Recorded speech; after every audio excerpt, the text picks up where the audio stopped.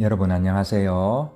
오늘은 정해진 그 본문 말씀 없이 칼럼식으로 말씀을 한번 나누어 보도록 하겠습니다. 제목은 하나님 말씀과 스마트폰이라고 정해 보았습니다. 저는 이제 고향에 홀로 계신 아흔이 다 되신 어머니께 일주일에 최소한 한 번은 전화를 드립니다. 나이가 있으시다 보니까 예전처럼 말씀을 길게 못 하시죠. 그래서 제 목소리를 듣자 말자 너희는 다 잘 있제, 예수 잘 믿어라 라는 말로 전화를 대부분 빨리 마치십니다. 그 짧은 말씀이지만은 그렇더라도 전화기 너머로 전해오는 어머니의 사랑과 또 멀리 떨어진 그 아들을 염려하는 그 마음은 확실히 느낄 수 있는 것입니다. 멀리 떨어져 있지만 어머니와 저 사이에 스마트폰이라는 게 있어가지고 바로 연락을 할 수 있는 것입니다. 물론 형제를 통해서 어머니의 안부를 전해 듣기도 하지만은 직접 통화하는 것이 훨씬 더 좋고 확실하죠. 그리고 이제 동생이 가끔 영상 통화를 해주거나 또 어머니의 동영상을 찍어서 보내주면은 꼭 곁에 있는 것처럼 느껴질 때도 있는 것입니다. 그만큼 요즘은 스마트폰이 요긴합니다. 제가 어머니와 통화할 때에 사용하는 스마트폰의 기능들을 생각하면서 문득 우리가 하나님과 교제하는 것도 이와 비슷하지 않을까 하는 생각이 들었습니다.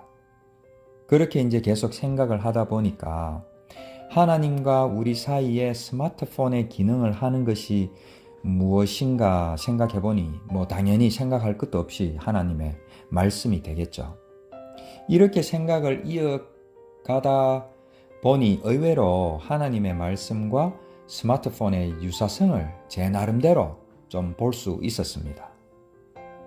먼저 가장 중요한 기능은 뭐라 해도 그 메시지를 전달하는 매개체로서의 기능일 것입니다. 보이스톡이나 영상통화나 문자는 현대를 살아가는 우리의 일상이 되는 것이죠. 마찬가지로 하나님과 우리와의 관계에서도 영이신 하나님께서 육적인 우리에게 하나님의 그 사랑과 생각과 마음 그리고 피조물들을 향한 그 구원 계획을 전해 주실 수 있는 유일한 방법은 하나님의 말씀밖에 없다라는 것을 우리가 잘 압니다. 그런데 여기서 사실 제가 눈여겨보고 싶은 것이 이 매개체가 되는 이 자체, 그 스마트폰이나 말씀 자체에 있는 것을 한번 보고 싶은 것이죠. 우리는 한순간도 스마트폰 없이는 살 수가 없는데 그 스마트폰을 삼성이 잘 만들죠. 물론 애플도 물론 잘 만듭니다. 그런데 삼성은 사실 하드웨어, 즉 기계만 만들죠.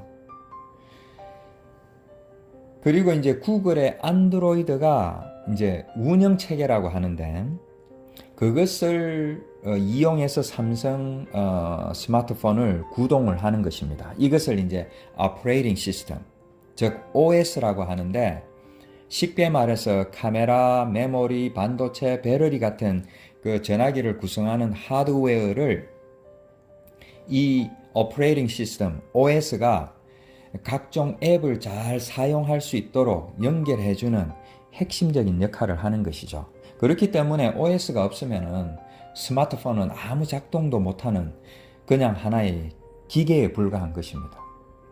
이처럼 하드웨어 못지않게 중요한 것이 이 운영체계 OS인데 하나님의 그 말씀과 비교해 볼 때에 무엇으로 대치될 수 있을까 생각해 보니까 히브리어라는 언어인 것을 제 나름대로 한번 생각을 해 보았습니다. 실제로 스마트폰에서도 OS를 만들 때에 프로그래밍 언어라는 것을 사용해서 만드는 것처럼 하나님의 말씀도 어떤 언어, 즉 히브리어를 통해서 하나님의 그 말씀을 전하는 그 메시지를 전하는 기능을 할 수 있는 것입니다. 그렇다면 좀 더 자세히 들어가서 그 메시지 전달 기능에 이어서 또 어떠한 다른 유사성이 있는지 한번 보도록 하겠습니다. 스마트폰의 그 OS를 만들 때의 핵심은 보안성입니다. 아무리 잘 만들어도 해킹을 쉽게 당하면은 그 중요한 정보가 유출되기 때문에 큰일이 납니다. 마찬가지로 하나님의 말씀도 메시지가 잘 전달되기 위해서는 보안성이 핵심이 될 수밖에 없더라는 것입니다. 만약 하나님의 말씀이 보안이 잘 유지가 되지 않고 비진리와 섞이게 되어버리면 더 이상 그것은 진리가 될 수 없는 것입니다. 예를 들어서 번영신학, 기복주의, 세대주의, 문자주의, 도덕주의, 이 복음하고 비슷한 것 같지만은 이러한 비진리가 하나님의 그 진리의 말씀에 편성하게 되면은 이 진리를 막아버리게 되는 것이죠. 그리고 오늘날 그리스도인들의 그 믿음 생활 가운데 가장 큰 문제가 되는 것이 아닌가 할 정도입니다.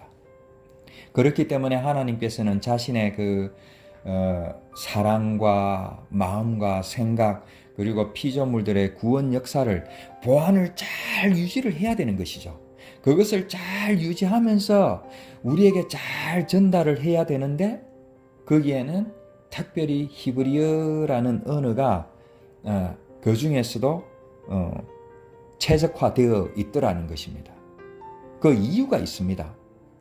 자음으로만 이루어진 히브리어 그 알파벳 하나하나의 뜻을 살펴보면은 놀랍죠. 그 모든 자음 하나하나가 오직 하나님의 집, 하늘나라만을 가리키고 있더라는 것입니다. 예를 들어서 그 히브리어 알파벳 첫 번째 한 서너 개만 보면은 알레프, 하나님이라는 뜻이죠. 원래는 황소라는 뜻인데 가장 전능한 힘이 있는 하나님을 나타내는 것이죠. 베이트, 하나님의 집, 김멜, 이 낙타죠. 낙타의 무릎을 나타내는데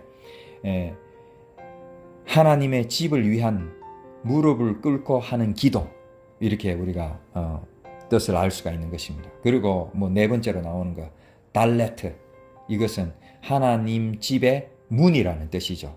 기타 등등, 즉 히브리어 자체가 바로 하나님의 집, 하늘나라를 나타내는 것이죠. 그러니 인간의 언어가 완벽할 수 없지만 그 중에서도 하나님의 뜻을, 하나님의 메시지를 최대한 보안을 유지하면서 우리에게 전달할 수 있는 언어가 바로 히브리어라는 것입니다. 이것을 잘 이해하기 위해서, 이해를 돕기 위해서 예를 하나 들어보도록 하겠습니다. 하나님 말씀에 이제 간간히 구약이나 신약에 착하다, 선하다라는 단어가 등장을 합니다. 우리가 얼핏 듣기에 착하게 살고 선한 사람이 되자라는 식으로 도덕 윤리적으로 접근을 해서 쉽게 생각을 할 수 있을 것입니다. 실제로 이제 말씀을 전하는 목회자들도 그런 식으로 말씀을 전하는 것을 우리는 쉽게 볼 수가 있을 것입니다. 그러나 그 뜻을 히브리어로 자세히 살펴보면은 그 선하다, 착하다라는 토브라는 단어는 타브, 완성, 십자가, 그리고 바브, 갈고리, 그리고 베이트, 하나님의 집, 즉 이것을 잘 이렇게 연결해서 잘 이렇게 같이 뜻을 보면은 십자가를 통한 하나님의 집이라는 뜻이 되는 것입니다. 그리고 이것이 창세기 1장에 천지를 창조하시고 보시기에 좋았더라라고 했을 때 좋았더라가 바로 이거 터브가 되는 것이죠. 그래서 천지를 창조할 때부터 그 속에 이미 십자가를 통한 우리의 구원을 예정해 놓으셨는데 그것이 가장 착하고 선한 일이라는 것을 선포를 하고 있는 것입니다. 이것이 히브리어가 보안을 유지하면서 우리에게 전달을 하려고 하는 것이죠. 여기에 어떻게 세상적인 어떤 그런 기준의 선이나 도덕, 윤리가 비집고 들어올 수 있겠습니까? 조금이라도 그 틈이 없이 철저하게 보안을 유지하면서 원래의 그 하나님의 메시지를 우리에게 히브리어를 통해서 전달을 해 주시는 것이죠. 이 보안은 예수 그리스도의 십자가라는 열쇠를 가진 자에게만 그 보안 해제가 허락이 되는 것입니다. 물론 선하게 살고 착하게 사는 것이 세상에 살아가는 동안에 중요할 것입니다. 그러나 애석하게도 그것은 우리의 구원과는 아무 상관이 없는 것입니다. 그리고 이제 또 다른 스마트폰의 중요한 기능 중에 하나가 호환성일 것입니다. 폰 자체는 잘 돌아가는데 다른 앱하고 호환이 잘 되지 않거나 오류가 발생하면은 사용을 할 수가 없는 것입니다. 하나님의 말씀도 호환성이 참으로 중요하죠. 시대마다 세대마다 또는 민족과 나라마다 만약에 하나님의 말씀이 다르게 호환이 잘 되지 않고 부작용이 나타나거나 또 다르게 적용이 된다면은 그 하나님의 말씀은 더 이상 진리가 될 수가 없는 것입니다.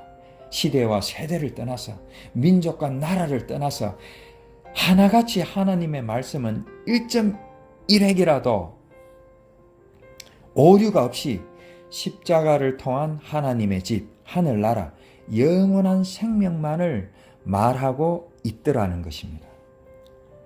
세월이 흘러서 이 히브리어가 헬라어로 또 아람어로 킹제임스 버전으로 또 한글로 다른 언어로 된 번역본이 나오면서 때로는 번역하는 자의 그 인본주의적인 가치가 거기에 추가가 되어서 가끔은 도덕적인 것을 또 때로는 세상 번영을 때로는 세상 복 때로는 세상의 만사 형통을 얘기하는 것처럼 보이는 메시지라 할지라도 일관성 있게 하나님의 말씀은 모든 나라와 족속에 동일하게 호환이 되어서 오직 하늘나라와 영원한 생명에 대해서만 말씀하고 있다라는 것을 우리는 명심해야 할 것입니다. 자, 그렇다면은 여기에서 또 우리가 질문을 하나 던져볼 수 있을 것입니다. 얼마나 많은 크리스찬이 히브리어를 알고 히브리어를 통해서 말씀을 해석할 수 있을까요? 저희 어머니 같은 경우는 거의 50년을 권사로 살아오면서 구약이 히브리어로 쓰인 것조차 모르실 것입니다. 또 70이 다 된 저희 큰 누님과 둘째 누님은 거의 한 3분의 2 평생을 사모로 살아왔지만은 과연 히브리어로 그 성경을 해석할 수 있을까 싶은 것입니다. 그러나 우리는 히브리어를 몰라도 하나만 명심하면 되지 않나 하는 것입니다. 하나님의 말씀은 철두철미하게 이때까지 제가 말씀드린 것처럼 한 치의 오차도 없이 히브리어 알파벳 하나하나처럼 십자가를 통한 하늘의 것만을 하늘나라만을 가리키고 있다라는 것입니다. 그 알파벳으로 이루어진 단어나 문장도 또한 그럴 것입니다.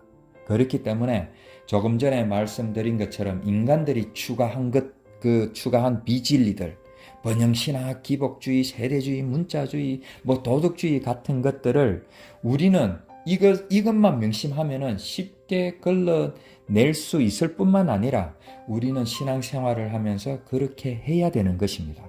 그렇게 할 수 있다면은 설사 히브리어를 모른다 할지라도 우리는 하나님의 그 뜻과 진리를 소유하면서 이 땅에서 우리의 신앙생활을 할 수 있을 것입니다. 어떤 면에서 하나님의 그 진리의 말씀이 좀 추상적일 수 있겠다라는 생각이 들어서 이 스마트폰의 핵심적인 기능들을 즉 메시지 전달, 그 보안성, 호환성을 비유로 말씀을 좀 나누어 보았습니다. 억지스럽지 않죠? 억지스럽더라도 할 수 없습니다. 한시라도 우리가 스마트폰 없이는 살 수 없는 우리가 시대에 살면서 그 스마트폰처럼 우리가 히브리어가 간직하고 있는 그 하나님의 그 말씀, 그 진리의 말씀을 한시라도 잊어버리지 말고 잘 기억하면서 신앙생활을 하는 우리가 되기를 바랍니다.